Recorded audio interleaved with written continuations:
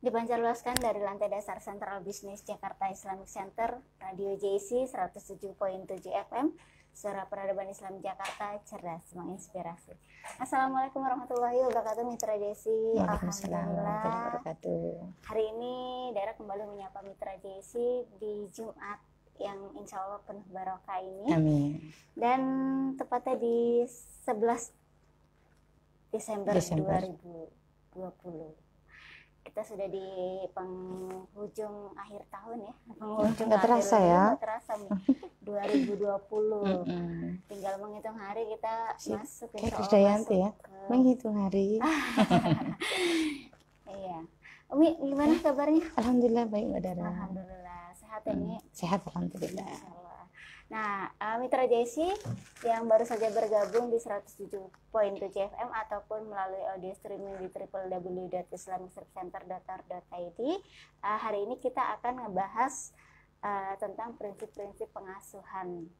Dan tentunya buat Mitra JC juga, pengguna media sosial yang sedang berselancar di media sosialnya bisa langsung meluncur ke Facebook Radio JC dan tinggalkan komentar dan juga jempolnya di sana. Oke, Mitra JC, sebelum kita bahas, Dara akan persilakan Umi Ani Kertawati selaku Kepala Sekolah SDS Kasih Ananda yang berada di Jalan Raya Pegangsaan 2 nomor 3 Kecamatan Kelapa Gading untuk menyapa Mitra JC. Silakan Umi. Ya, makasih Mbak Dara. Sama-sama. Halo, assalamualaikum warahmatullahi wabarakatuh. Mitra JC, ayah bunda yang dicintai Allah. Alhamdulillah bertemu kembali dengan saya Ibu Ani Kertawati dari SDS Plus Kasih Ananda 1, bahwa SDS kami ini telah berdiri selama 37 tahun. Artinya banyak alumni yang telah tersebar di seluruh Indonesia dan menempati pada posisinya masing-masing di dalam masyarakat. Maka jangan ragukan bahwa keberadaan kami telah membimbing, mendidik, dan menghantarkan putra-putri bangsa Indonesia mencapai gerbang kesuksesannya. Nah, Mi, kita akan bahas tentang prinsip-prinsip dan pengasuhan. Karena kan yang namanya mengasuh anak itu kan bukan hanya sebatas memiliki anak itu bukan hanya sebatas membesarkan, yang betul. Bukan hanya sekedar memberikan dia makan, bukan hanya sekedar memberikan dia sekolah, kebutuhan fisik saja ya. Tapi juga ada hal yang prinsip yang harus kita berikan kepada anak. Dan tentunya kita akan bahas diantaranya, yang pertama mungkin kita akan bahas tentang bagaimana sih prinsip-prinsip pengasuhan yang mestinya diberikan oleh orang tua atau guru ya. Orang tua atau guru, karena orang tua ini kan sebagai guru. Pun begitu, guru juga sebagai orang tua yang sekolah. Tapi saat ini orang tua memiliki posisi yang luar biasa, karena selain menjadi orang tua plus menjadi guru. Artinya pendidikan orang tua, bagaimana gaya cara mereka untuk mendidik anak-anak, untuk mengajarin mereka belajar di rumah, itu sangat berpengaruh pada tentang prinsip mendidik anak. Maka kita akan kembali dulu ke fitrah. Fitrah anak itu apa sih, kan gitu Mbak? Fitrah anak itu kalau bisa kita artikan adalah potensi yang ada pada diri anak. Potensi yang ada pada diri anak. Dan potensi itu banyak, Mbak. Potensi itu banyak, dan potensi itu sifatnya laten loh, tidak kelihatan. Laten, tidak kelihatan. Maka bagaimana sebagai guru, bagaimana sebagai orang tua membimbing, mendidik, melatih agar potensi yang sifatnya laten ini mampu berkembang, mampu menjadi kompetensi atau keahlian yang ada pada dirinya ya, dan yang pada akhirnya keahlian ini mampu membawa dirinya itu goal di dalam kehidupannya. Dan apa saja sih fitrah itu? Banyak sekali Mbak. Fitrah itu seperti fitrah keimanan ya, iman kepada Allah, iman kepada sang Kholik ya. Iman ini sifatnya ini berada di dalam individu masing-masing ya. Karena sebab jika seorang anak telah mampu mengasah keimanannya, maka apapun yang dia lakukan motivasinya berasal dari dalam. Dan insya Allah itu akan menjadi benteng bagi kehidupannya. kelak ya di kemudian hari. Nah, bagaimana orang tua? Orang tua ini harus mampu mengasah, melatih keimanannya.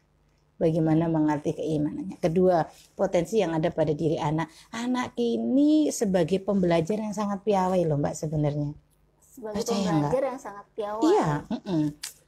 Kenapa kok anak sekarang itu kok orang tua itu nggak sabaran ya? Anakku kok nggak bisa baca sih? Anakku kok nggak bisa menulis sih? Itu sebenarnya bukan karena anak yang tidak bisa dan orang tua yang tidak sabar. Iya. Kok bisa sih seperti itu? Ayo dulu ketika anak baru lahir, baru belajar berjalan, anak itu jatuh, bangun lagi, jatuh, berjalan, bangun dan sampai akhirnya berjalan. Apa yang kita lakukan orang tua? Memberi semangat, memberi motivasi. Kamu bisa loh, kamu bisa loh. Akhirnya sampai dia bisa berjalan. Artinya dia pembelajar yang sangat piawai. Dia bisa mencapai pembelajaran itu sampai pada kunci kesuksesan. Asal apa? Kesabaran yang diberikan orang tua kepada anak dan motivasi yang tepat. Motivasi yang tidak mengucilkan, yang tidak membuat anak itu menjadi rendah diri, atau motivasi yang justru tidak membuat anak itu lupa diri bahkan menjadi sombong ya. Maka ayo nak kamu belajar. Oh nggak apa-apa jatuh itu kita telah lakukan loh. Tetapi kenapa ketika anak sudah besar kita lupa bahwa anak itu punya potensi untuk belajar lebih baik pada dirinya. Iya kan Pak? Betul nggak? Dulu waktu kecil jatuh juga, ayo semangat kan gitu. Mungkin ininya beda kali ya menghadapinya, karena kalau masih kecil kan emang kita mikirnya oh dia karena emang masih kecil memang butuh proses gitu ya. Tapi ketika dewasa agak sudah beranjak remaja gitu ya, atau mungkin usia SD itu kan kadang yang keluar dari mulut tuh kayak kamu gitu aja nggak bisa. Kenapa seperti itu? Karena kita tidak sabar dengan proses, tidak sabar dengan mendidik. Mendidik itu tidak mendadak loh. Mendidik tidak mendadak. Iya, mendidik tidak mendadak loh. Bulat gitu ya. Langsung digoreng ya. Jadi mendidik itu tidak mendadak. Masalahnya anak orang tua sekarang ini kan semuanya serba instan. Mie instan, apalagi ya, kopi instan. Ada nggak yang kopi instan?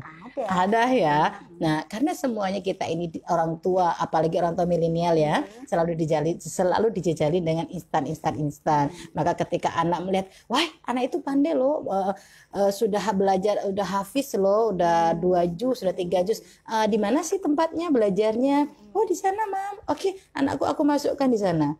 Baru seminggu sudah mengharapkan anaknya untuk seperti yang hafal 2 juz, 3 juz. Wah, kenapa tidak engkau tanyakan proses untuk menghafal itu berapa lama sih? Harusnya kan ditanyakan itunya. Tetapi karena kita sudah terbiasa mengkonsumsi yang serba instan, maka proses belajar itu maunya cepat.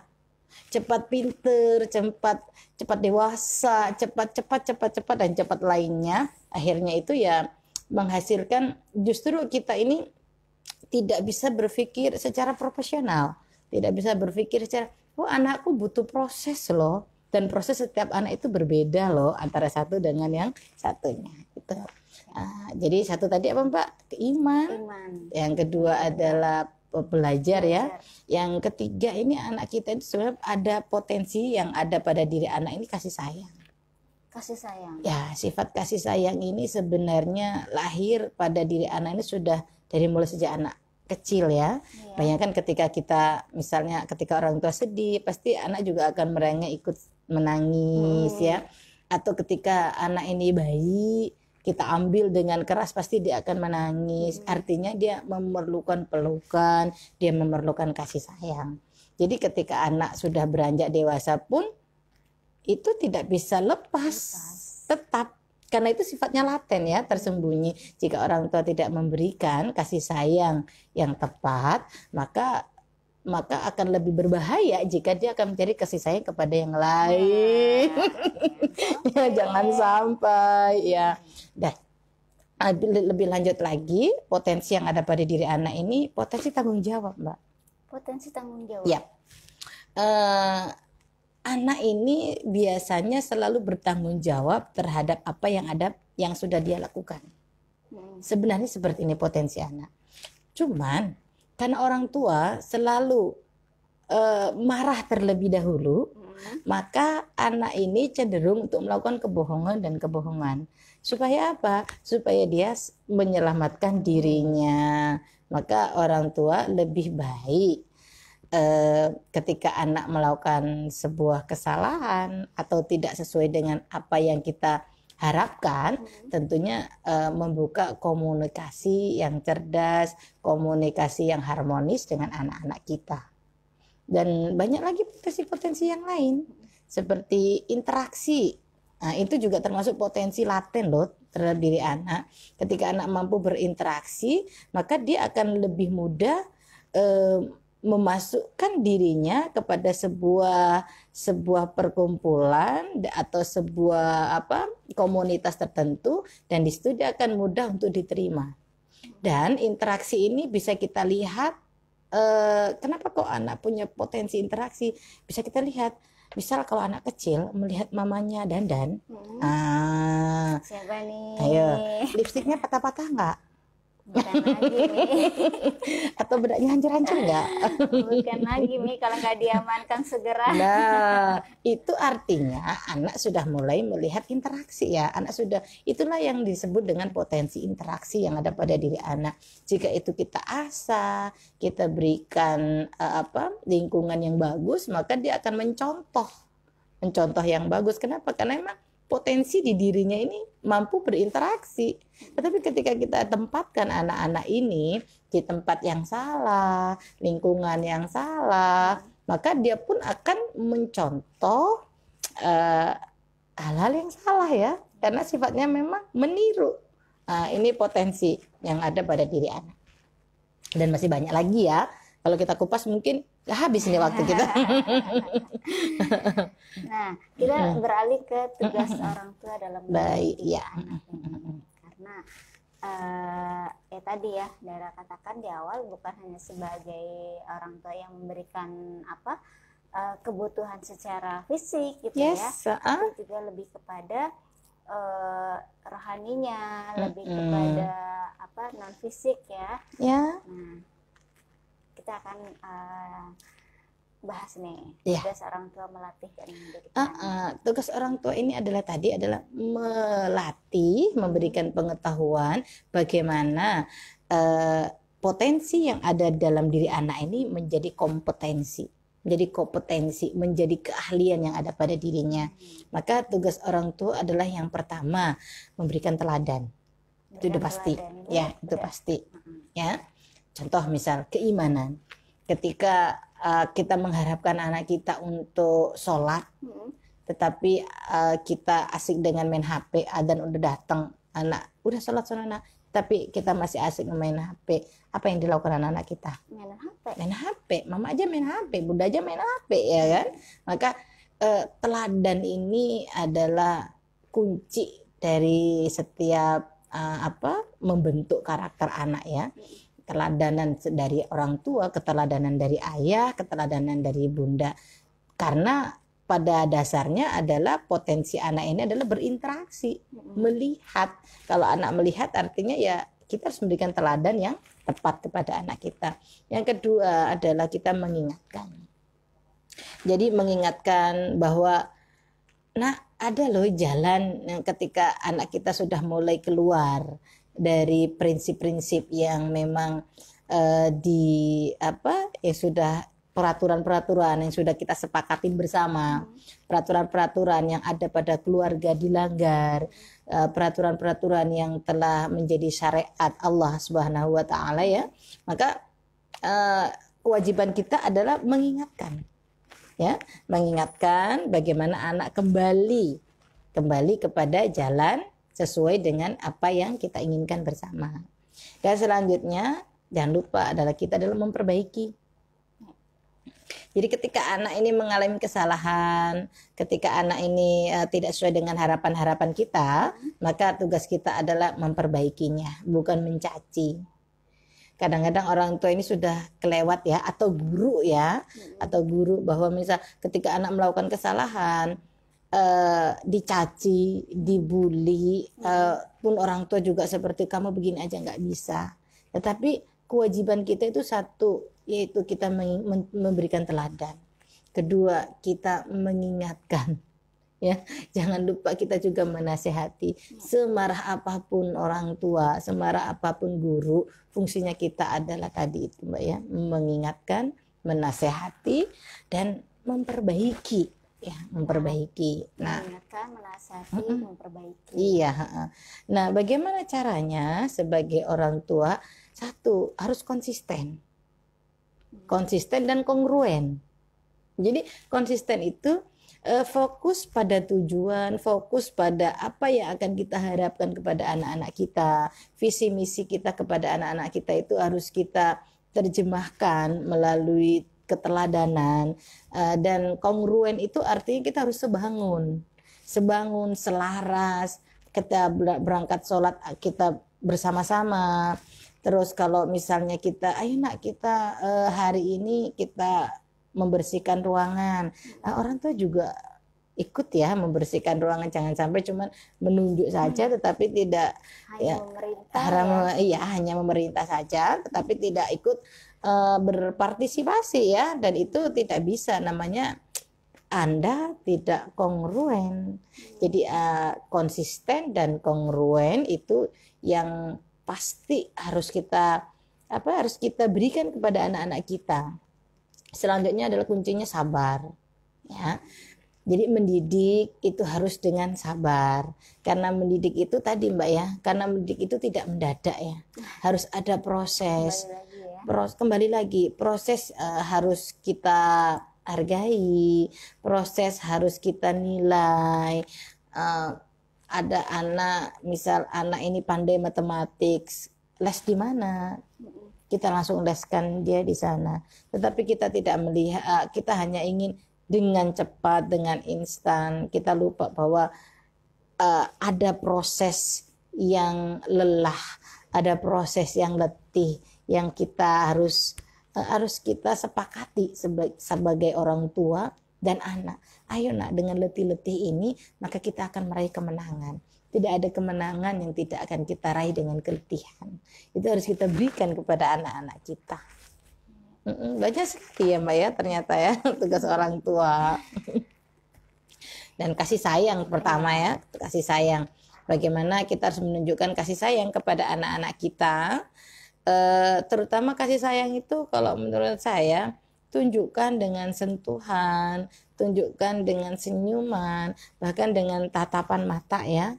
Bahwa kita tahu gorila nggak Mbak?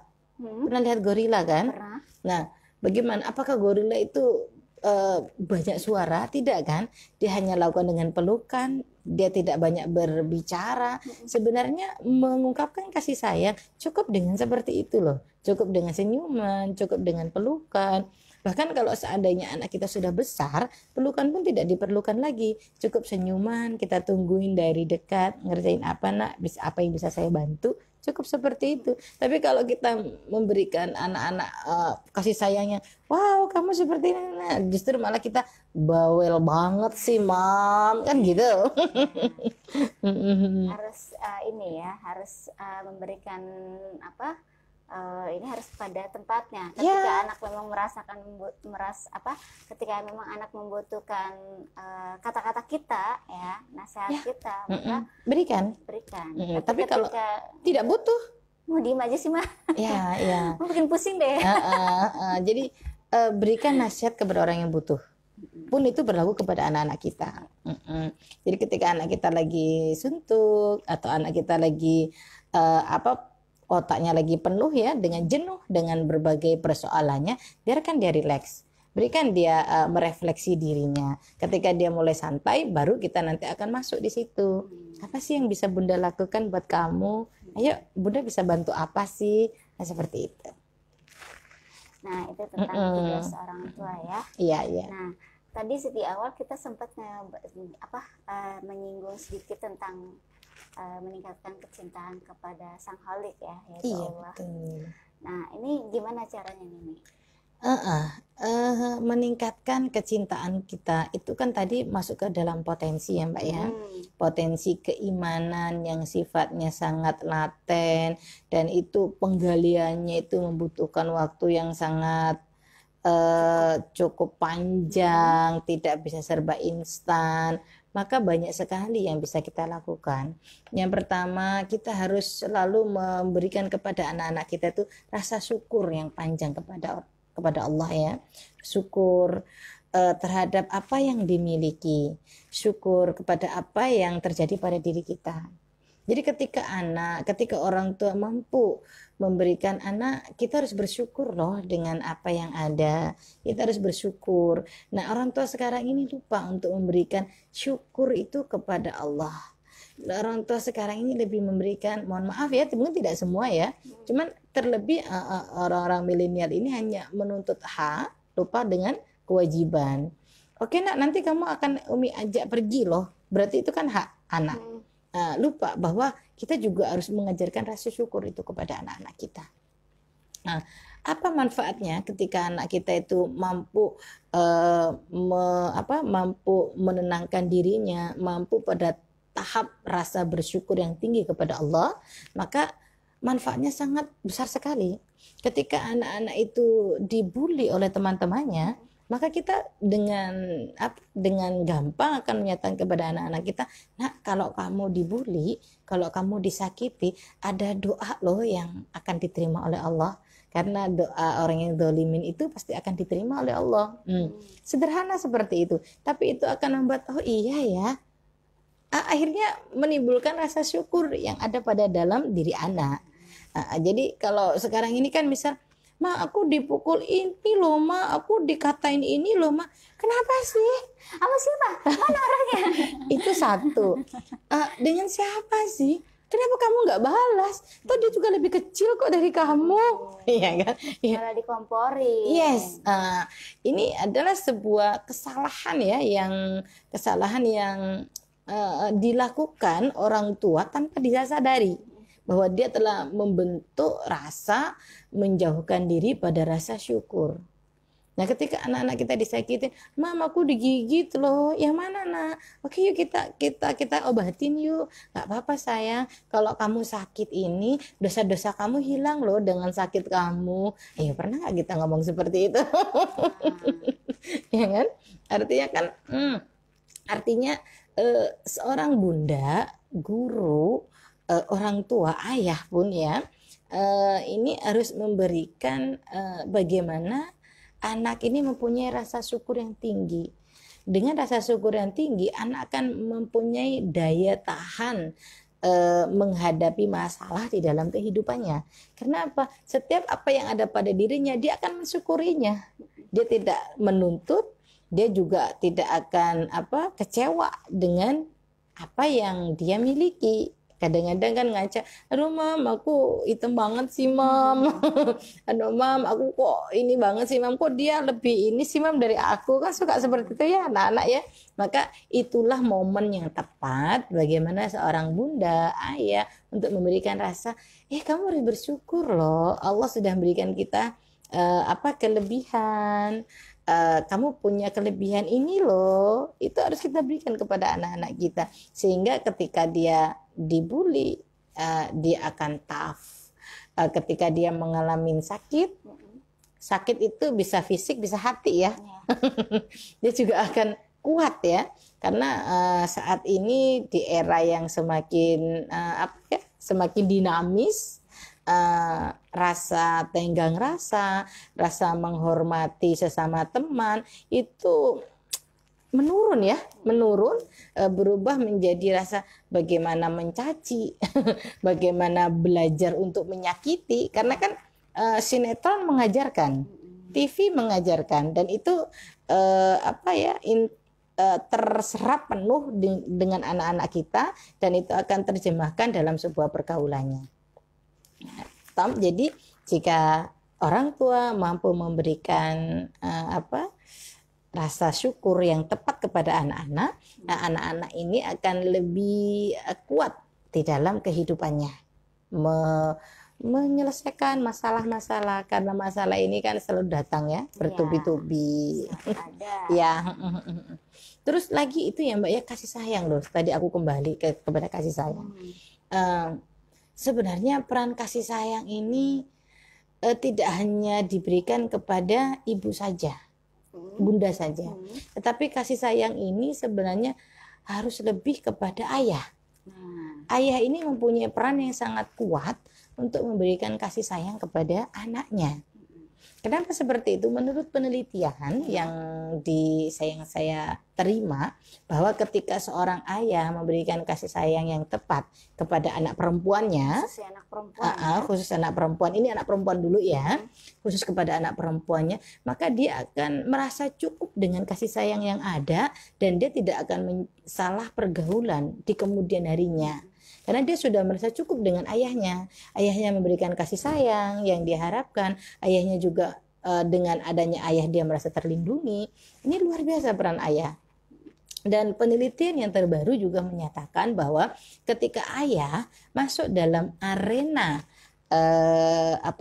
arena pengasuhan terhadap perkembangan anak, maka akan meningkatkan kognitifnya, akan meningkatkan emosionalnya, dan akan meningkatkan sosialnya. Jadi percaya diri anak, confidence-nya ini semakin kuat. Kenapa? Karena ada dukungan dari ayah. Kalau mama kan lebih cenderung, aduh, kasih sayangnya kan lebih bersifat keibuan ya.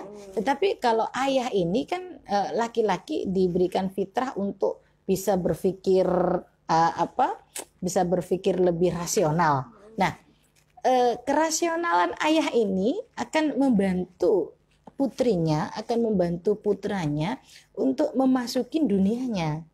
Maka dengan pola asuh yang tepat yang ayah berikan kepada anak, maka akan meningkatkan nilai intelektualnya, akan meningkatkan nilai kognisinya terhadap diri anak ini.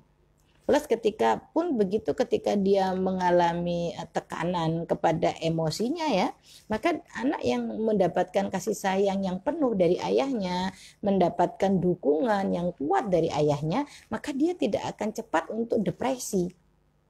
Aduh, aku dibully loh oleh dia, maka dia pulang, ayah aku seperti ini, ayah memberikan kekuatan. Tapi kalau ibu terkadang larut di dalam irasional gitu ya, maka harus balance ini dua-duanya supaya anak-anak ini menjadi anak-anak yang tumbuh kembang sesuai dengan potensi fitrah yang sangat kuat. Jadi butuh peran ayah. Ya. Kan selama ini ayah cuman udahlah Mam, itu urusan kamu anak ya. Aku udah capek nih kerja di luar gitu. Justru itu malah akan membuat kepincangan di dalam keluarga. Apalagi kalau di dalam keluarga ini, Mam, ayah bilang, Mam ini anak kita, ibu datang, ayah anak ini begini loh ya, dari tadi begini melulu, ayah udah capek, ayah capek cari duit gitu. Ayah uminya bilang juga, umi juga capek mencuci, anaknya juga, aku juga capek juga. Apa yang terjadi? Dia ngeluh sama ibu sama ayah. Iya kan, akhirnya keluhan yang ada, akhirnya lama kelamaan ya anak akan mencari mencari komunitas di luar ayahnya, komunitas di luar ibunya, dan jika komunitas itu tepat ya bagus. Tetapi ketika anak mendapatkan berada pada komunitas yang salah, maka juga akan salah kan pada diri anak. Maka ayah, ayo bersama-sama kita mendidik anak-anak kita agar anak-anak kita mencapai kompetensi dan goal di kemudian harinya. Ya Bun ya. Ayah ya terutama ya. Ayah ayo ya. Godain dulu dong. Ayah ayo ya. Ayahnya mana? Jangan hanya diserahkan pada ibu saja ya, tumbuh kembang anak ya, pengasuhan, karena ayah inilah yang akan mendidik untuk berpikir rasional. Karena ibu masih terkadang aduh irasional. Kenapa sih kamu menangis? Anaknya menangis, ibunya ikut menangis. Tapi kalau ayah kan dia akan memberikan kekuatan. Oh ya, kamu harusnya seperti ini loh. Dan itu yang dibutuhkan sama anak-anak kita. Cuman sayang, ayah lebih capek ya. Ayah capek bekerja. Sehingga pengasuhan diserahkan mutlak kepada ibunya. Oke. Itu tentang tadi Ya. kasih sayang juga ya, dalam terus juga kita tadi sempat bahas tentang meningkatkan kecintaan kepada Allah, yaitu meningkatkan rasa syukur juga ya salah satunya. Meningkatkan rasa syukur. Terus juga begini ya, membuat prinsip kepada anak-anak kita, nah hari ini harus lebih baik loh dari hari kemarin. Apa sih proyek kamu? Apa sih yang sudah kamu lakukan nak hari ini nak? Itu hendaknya ibu membimbing ya, ayah membimbing, ibu membimbing, ayah menilai. Ya kan asik banget ya. Iya. Luar biasa kan kalau sudah utuh sekali itu. Mungkin keluarga cemara kali. Ada nggak sih hari milenial gini keluarga cemara, Pak? Mungkin ada nih. Masya Allah. Tapi kalau ada hebat ya. Seperti ini. Jadi konsep hidup bahwa anak hari ini kita harus lebih baik loh dari hari yang kemarin. Pun ketika hari kemarin juga ya kita harus lebih baik nih dari hari ini. Ya, seperti itu ya konsep-konsep Hari itu. esok ya. Hari esok ya. Kita harus lebih baik dari hari esok. Nah, inilah yang harus kita berikan kepada anak-anak kita. Dan ibu juga seperti itu, ayah juga seperti itu. Jangan sampai hari ini tilawah, besok enggak. Hari ini sholat, besok aduh jangan ya, jangan sampai ya. Karena Berarti itu kan jadinya hari ini lebih baik dari hari esok. Harusnya kan hari esok lebih baik dari hari ini. Jadi ada peningkatan. Iya, ada progres di dalam hidupnya. Jangan sampai hidup kita itu nggak punya progres gitu. Dalam beribadah kita harus punya progres. Hari ini, aku hari ini tilawah 1 ayat. Oke, besok aku 2 ayat. Oh, besok aku dan jangan tanggung-tanggung di dalam memberikan hadiah ya kepada anak. Yang reward, berikanlah reward yang bisa memotivasi dia untuk menjadi lebih baik. Dan ada lagi nih, Mbak, kadang-kadang perkataan. Perkataan ini adalah doa ya. Itu doa. Iya, perkataan ini doa. Nah, terkadang ketika seorang ibu ya lelah, letih, capek, maka kadang-kadang terlepas omongan-omongan yang seharusnya tidak diucapkan. Maka ketika omongan itu diucapkan, ucapan itu sudah keluar dari mulutnya, itu akan membentuk sebuah doa bagi anak-anak kita. Maka ya lebih baik diam ketika kita marah atau ketika kita melihat anak-anak kita tidak sesuai dengan kita. Lebih baik kita diam dan mengatur diri dulu, atau istighfar paling tidak, astagfirullah, menunggu sejenak supaya darah kita yang memuncak turun dulu. Cooling down dulu, turun dulu. Nah, ketika sudah turun barulah kita mengucapkan. Kenapa seperti itu? Karena ucapan orang tua ini doa. Doa. Aduh, jadi harapan saya bunda, ayah lebih baik terhadap anak-anak ini mengucapkan kata-kata yang baik. Panggilan yang baik. Karena apapun yang keluar dari mulut kita yang terlepas dari ucapan kita, ini adalah doa. Tapi bagaimana itu kok bisa menjadi sebuah doa? Mungkin hablum minallah itu doa. Tapi ketika hablum minannas, anak itu akan menyimpan label itu di dalam alam bawah sadarnya. Kalau sudah dicap sama ibunya. Ya, sudah di label. Kamu bodoh banget. Nah, mungkin orang tua mengatakan itu tanpa sadar ya, refleks. Aduh bodoh banget, kamu begini aja nggak bisa gitu ya, sederhana. Tetapi ketika itu sering diucapkan dan anak sudah masuk di dalam alam bawah sadarnya, itu akan melekat kuat sehingga anak ini tidak mampu untuk menyelesaikan apapun yang menjadi masalah yang ada pada dirinya. Ketika mau menyelesaikan matematika, misalnya soal, aku udah bodoh. Alam bawah sadar itu, alam bawah sadar sudah memprotek bahwa kamu bodoh. Itu yang ngomong ibumu loh. Wah, ya sekali. Yang ngomong ibumu loh. Mungkin orang lain dia mungkin bisa mengadu sama ibunya. Kalau ibunya mau mengadu ke siapa? Ketika dia mengadu ke ayah, benar kata ibumu. Wah, ya lagi. Masya Allah. Kacau. Iya, nah maka ucapkan perkataan yang baik, karena perkataan yang baik itu doa, dan perkataan yang baik sudah terucap akan direkam oleh anak dan akan terpatrik di dalam alam bawah sadarnya. Ketika alam bawah sadar ini sudah terikat kuat, maka akan sulit untuk dihapus. Mbak Dara pernah lihat ini enggak sih, gunung yang ada di dasar laut? Gunung di dasar laut. Misal Gunung Krakatau misal. Yang kita lihat kan hanya pucuknya ya. Kalau kita lihat pucuknya saja, itu adalah alam sadar kita sebenarnya. Gitu. Ya, ketika yang kalau kita melihat kan pasti besaran mana? Besar pucuknya atau besar yang di bawahnya? Kalau gunung. Besar bawahnya. Nah, itulah alam bawah sadar kita. Nah, bahwa alam bawah sadar kita ini akan mengingat terus apa yang menjadi label yang ada pada diri kita dan sulit untuk dihapus. Sedangkan kalau logika itu hanya kecil prosentasenya, itu gampang untuk hilang. Tetapi ketika masuk terikat kuat di dalam alam sadar kita, maka itu akan membuat persepsi kebenaran yang ada pada diri manusia, sehingga manusia itu akan membenarkan apa yang dia dengar dan apa yang dia terima, sehingga apa yang dia lakukan seperti apa yang ada di dalam alam sadarnya itu. Ketika ibu sudah mengkonsepsikan bahwa kamu nakal, dengan sendirinya dia juga akan merasakan, oh ya aku nakal, aku di kelas orang paling nakal. Sehingga dia untuk menjadi baik membutuhkan proses yang lebih sulit. Lebih kuat, lebih.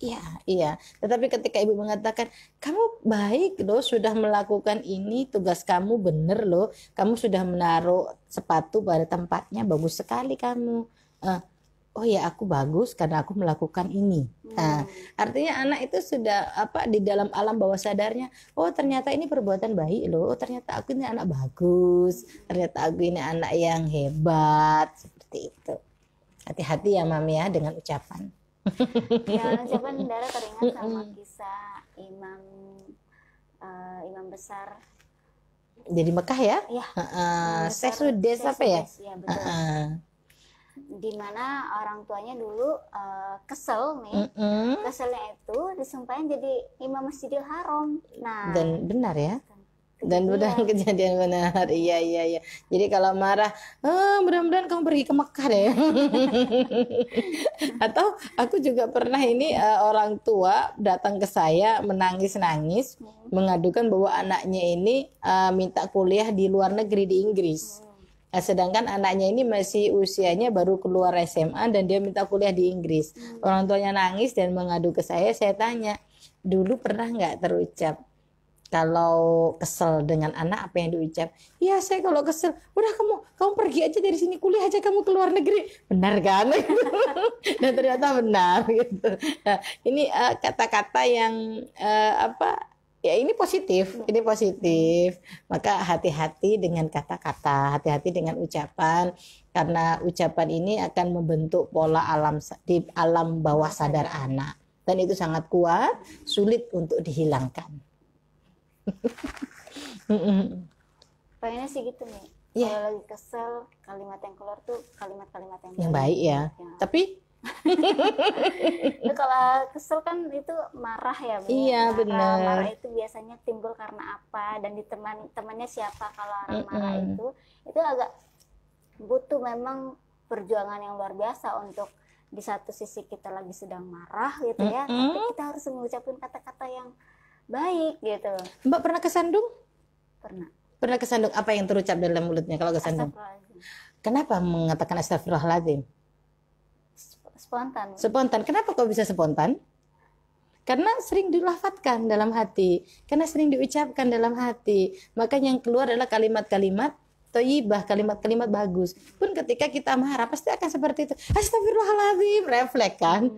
Baru yang lain-lain. Tetapi kalau yang keluar biasanya adalah mindsetnya adalah kata-kata binatang, maka ketika kesandung yang keluar adalah binatang. Ketika marah yang keluar adalah binatang. Nah, artinya itu dari kehidupan keseharian kita. Ketika kebiasaan kita, kebiasaan ibu, hari ini ibu harus membangun hablum minallah yang sangat kuat.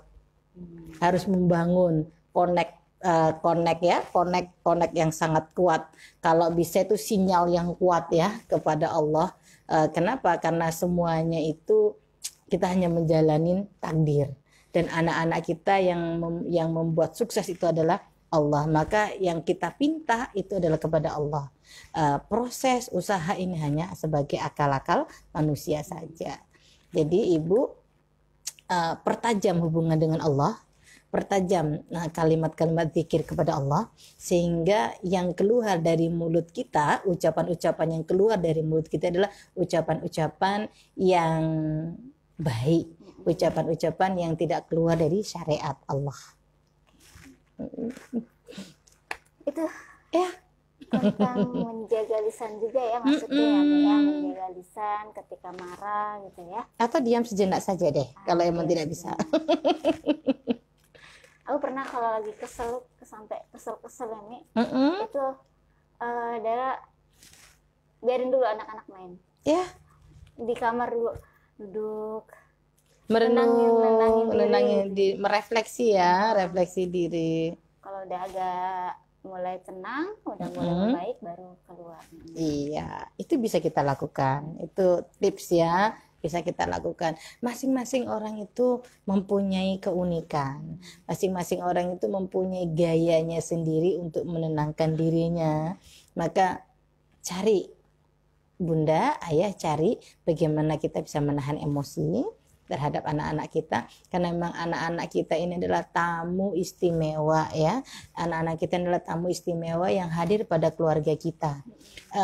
Banyak yang mengharapkan tamu ini yang tidak hadir di dalam rumahnya. Anak adalah buah cinta dari diri kita, maka didik anak-anak dengan cinta dan kasih sayang. Kita dengan cinta dan kasih sayang. Ya, karena mereka juga terlahir dari buah cinta dan kasih sayang ayah dan bunda. Oke. Iya. Tentang meningkatkan kecintaan kepada Allah. Terus kita akan beralih kepada kesalahan dalam pengasuhan. Yes, banyak sekali Mbak Dara kesalahan di dalam pengasuhan anak ini. Yang pertama adalah tidak membiasakan untuk mengambil tanggung jawab.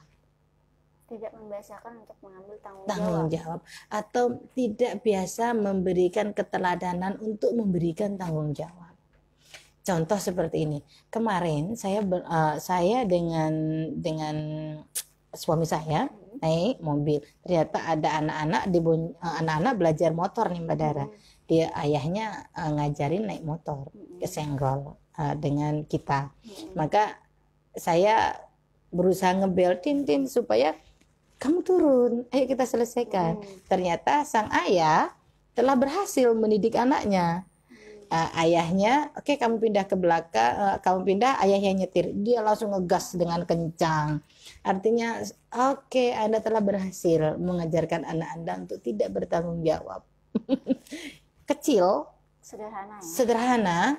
Saya langsung tersenyum itu Mbak, saya tidak marah, saya tersenyum. Oh, Anda berhasil mengajarkan anak Anda untuk tidak bertanggung jawab terhadap apa yang dia lakukan. Ini kesalahan-kesalahan ini sangat sering dilakukan. Ya, contoh anak terjatuh yang disalahkan bangkunya. Ini hal kecil ya, hal kecil. Tetapi itu adalah tadi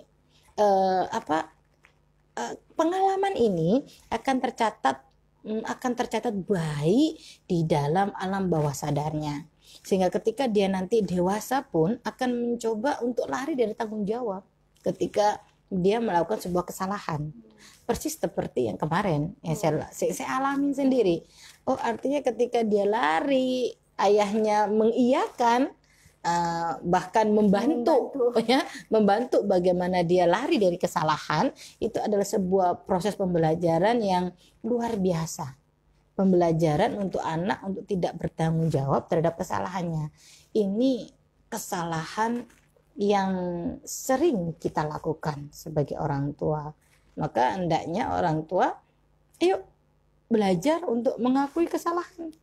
Yuk belajar untuk memberikan kepada anak-anak kita bahwa dalam setiap kesalahan ini harus ada proses dalam menyelesaikannya. Tidak boleh kita lari dari masalah. Ini ya, tanggung jawab. Selanjutnya keyakinan yang salah. Keyakinan yang salah. Contoh seperti ini, ketika anak-anak bermain hujan-hujanan. Mama, aku main hujan-hujanan ya, Mam. Apa jawab Mama? Jangan. Tersakit. Nah. Ketahuan di darah. Oh, aku mau minum es ya. Apa jawabnya? Jangan, ntar batuk. Padahal benar gak sih? Belum tentu. Mungkin dalam kondisi tertentu nih. Kalau darah mungkin ketika emang anaknya lagi nggak fit, aku larang. Kamu lagi sakit, nggak boleh minum es. Iya.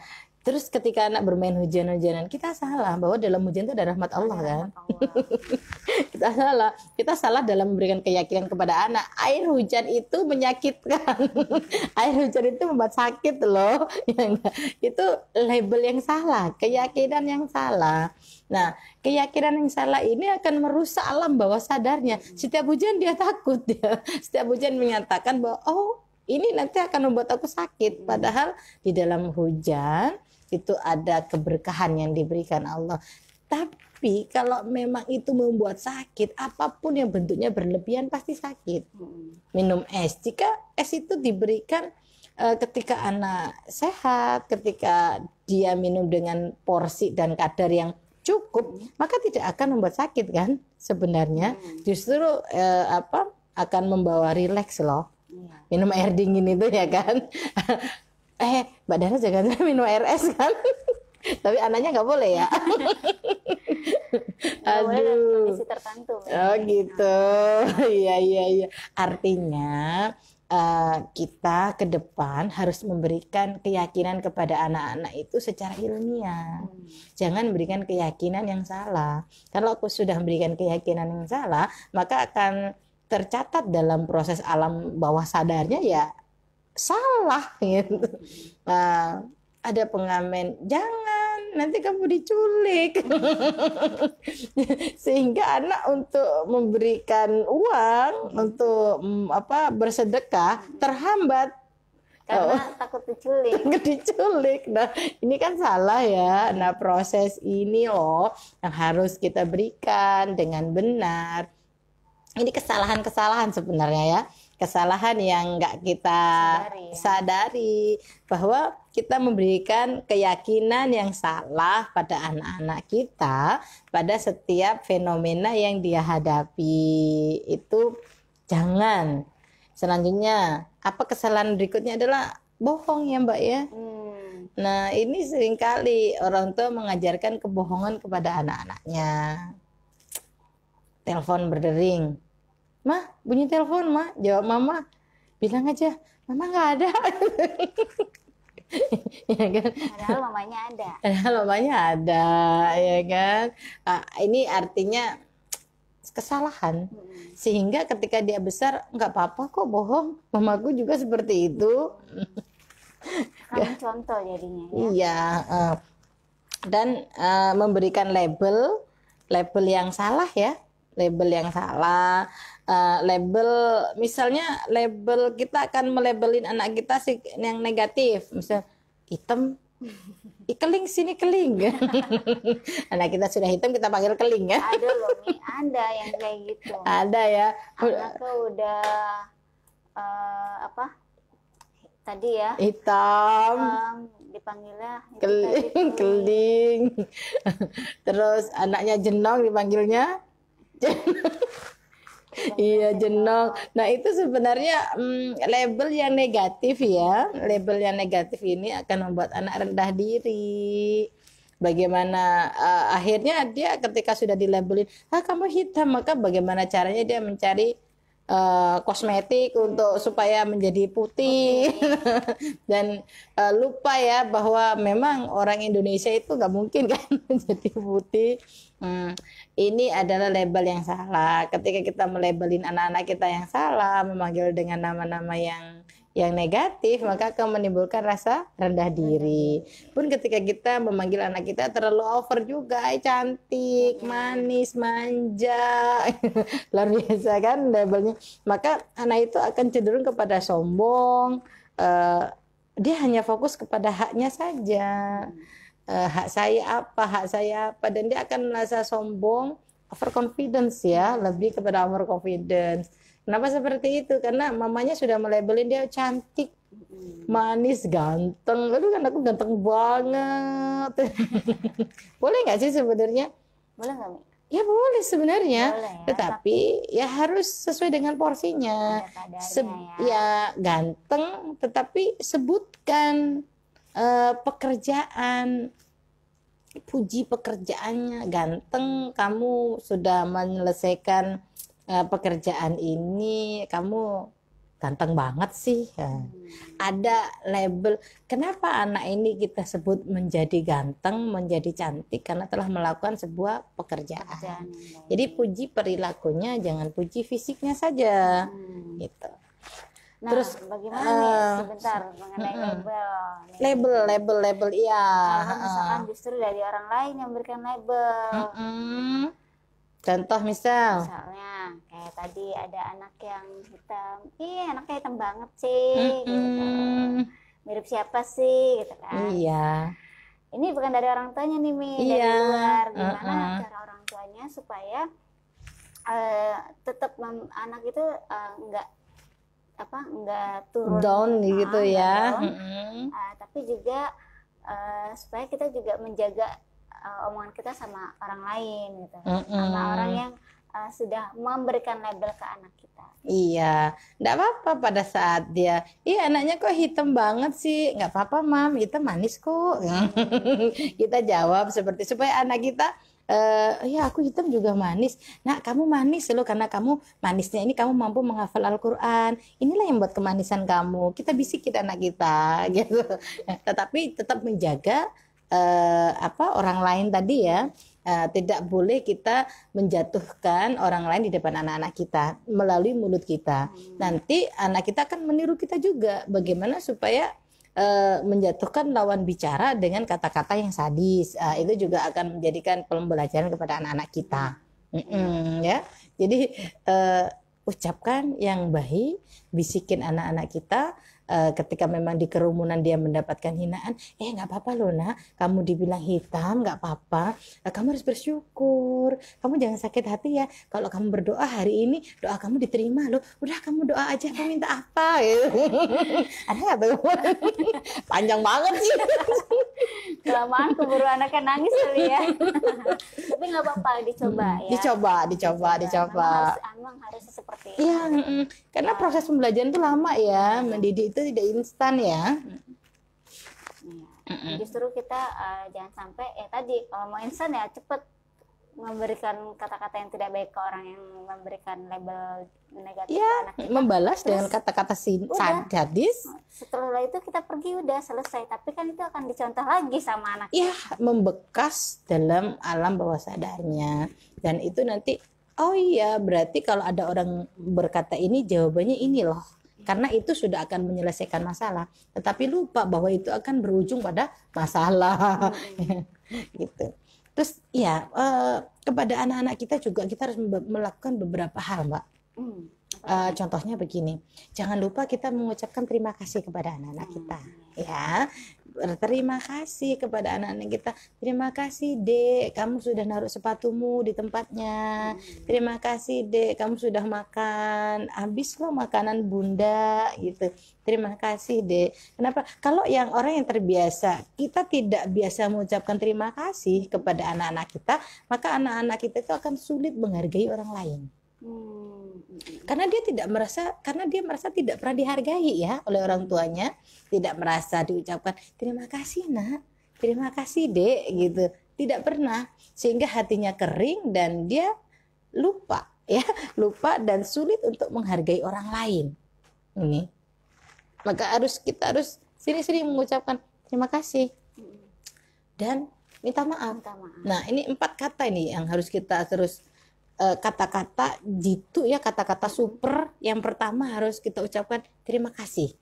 Karena dengan mengucapkan kata terima kasih, kita mengajarkan kepada anak-anak kita untuk menghargai orang lain, sehingga nanti ke depannya dia juga akan mampu menghargai orang lain.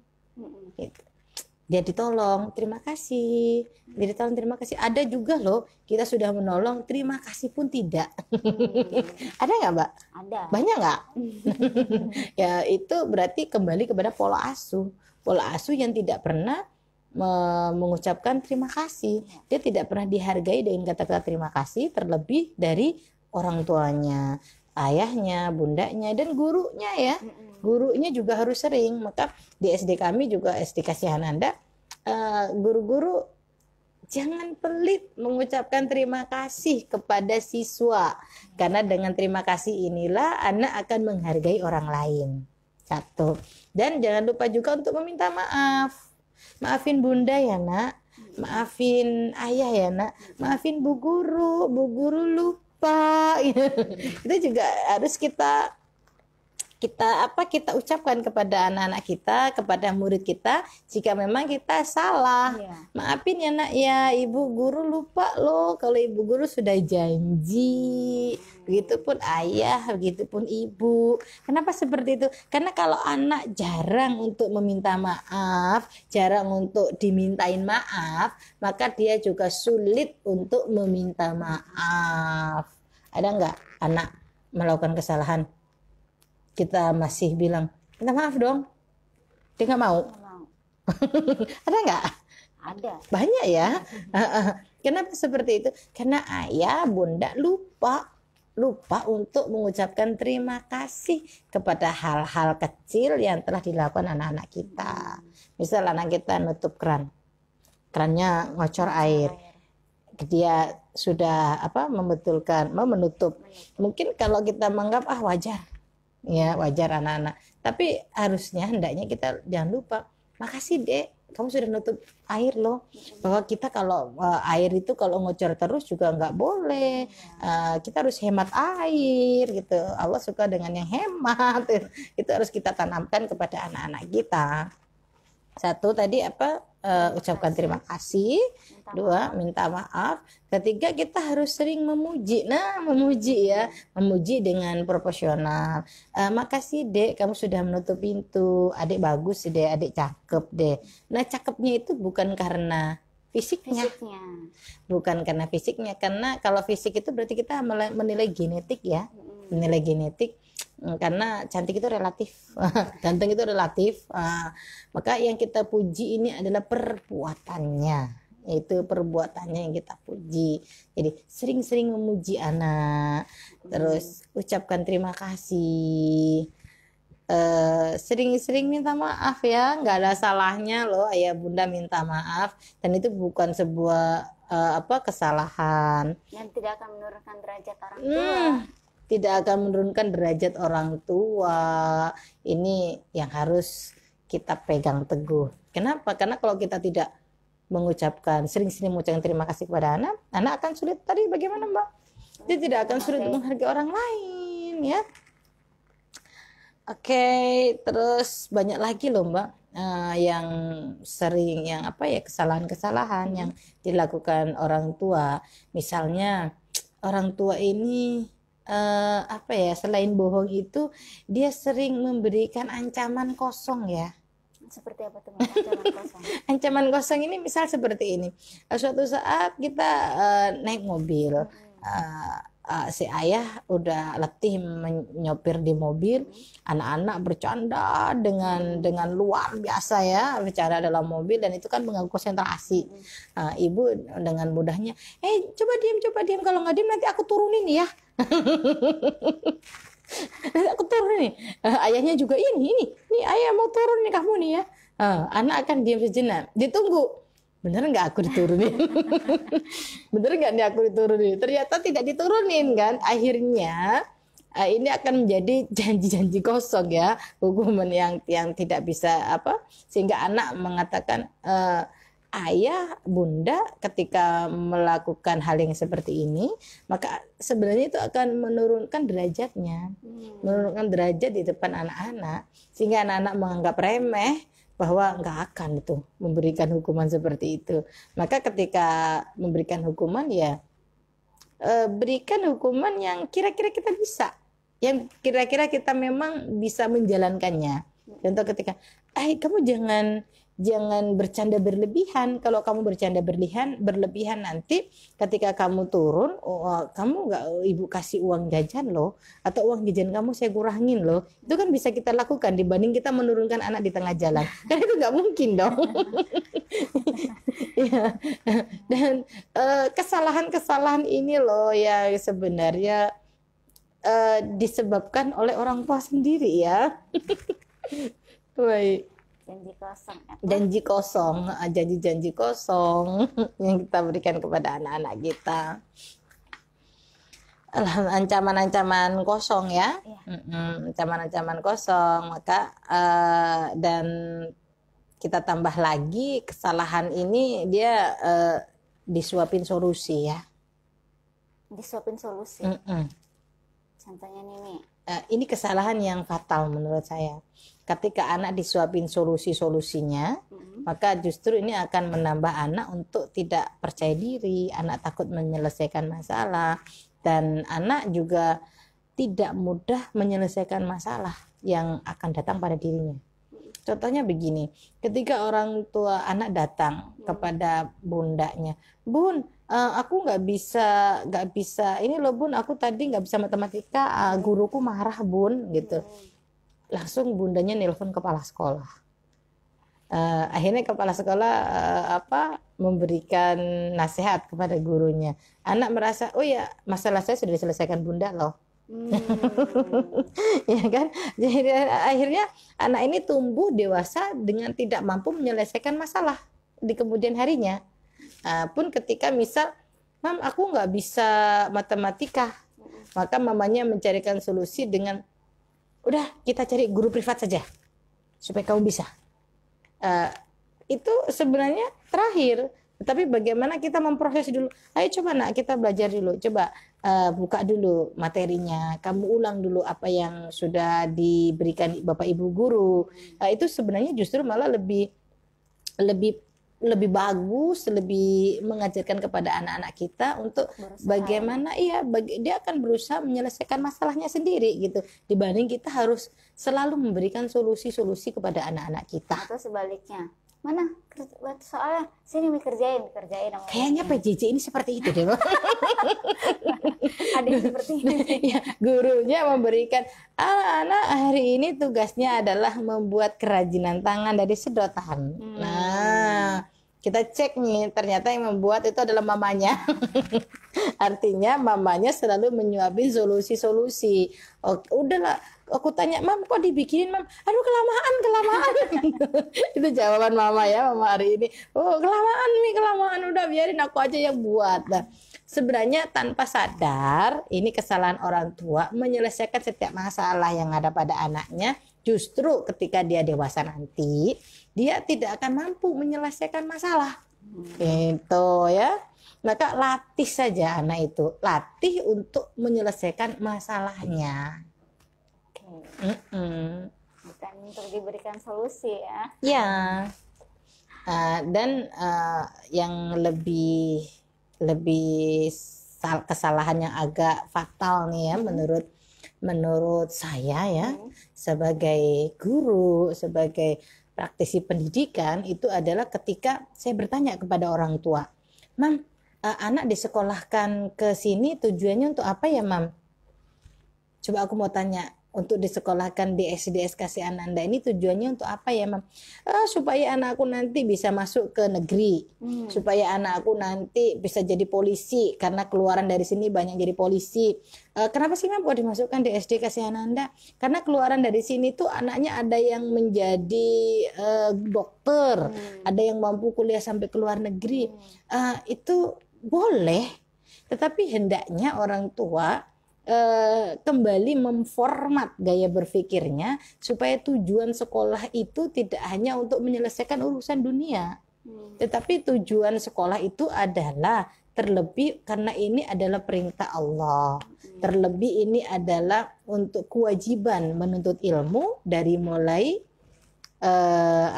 buayan sampai ke liang liang lahat. Ini yang harus konsepsi ini yang harus kita yang kita file ini drive ini harus kita Mbak, harus kita tanamkan kepada ibu-ibu. Udah sore ya. Tentang kesalahan ya, iya. Nah, ini ada banyak nih poinnya nih ya. Iya.